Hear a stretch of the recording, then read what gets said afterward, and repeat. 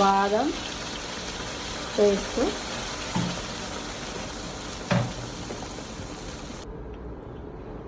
బాదం, ఉల్లిగడ్డ, పచ్చిమిర్చి, అల్లం, ఎల్లిపాయ అన్నీ పేస్ట్ చేసుకొని కొంచెం ఆయిల్లో వేయించుకున్నాను.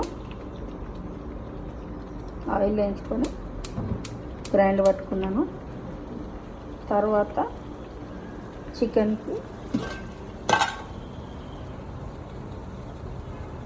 పెప్పరు, ఉప్పు, పెరుగు, తగినంత పెరుగు కలుపుకొని 1 అవర్ పక్కకు పెట్టుకోవాలి. 1 అవర్ పక్కకు పెట్టుకున్నాక ఉల్లిగడ్డ మగ్గినాక ఇవన్నీ మగ్గినాక ఇది వేసుకోవాలి. ఇట్లా మగ్గినాక మనం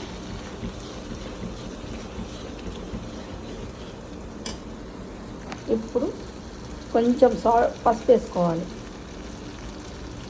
పసుపు వేసుకొని లైట్గా, ఎక్కువ కాదు. మనకు గ్రీన్ కలర్ కావాలంటే పసుపు వేయద్దు, కానీ నేను వేసిన. కొందరికి ఇష్టం ఉంటుంది, కొందరికి ఇష్టం ఉండదు. ఇప్పుడు ఇందులో చికెన్ వేసేస్తాను.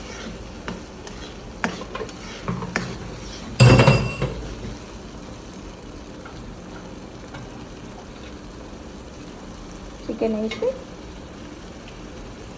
కుక్ అయ్యేదాకా చేసుకోవాలి. మంట సిమ్ పెట్టుకొని చేసుకోవాలి. మంట సిమ్ పెట్టుకొని చేసుకుంటే ఎంతో టేస్టీది చికెన్,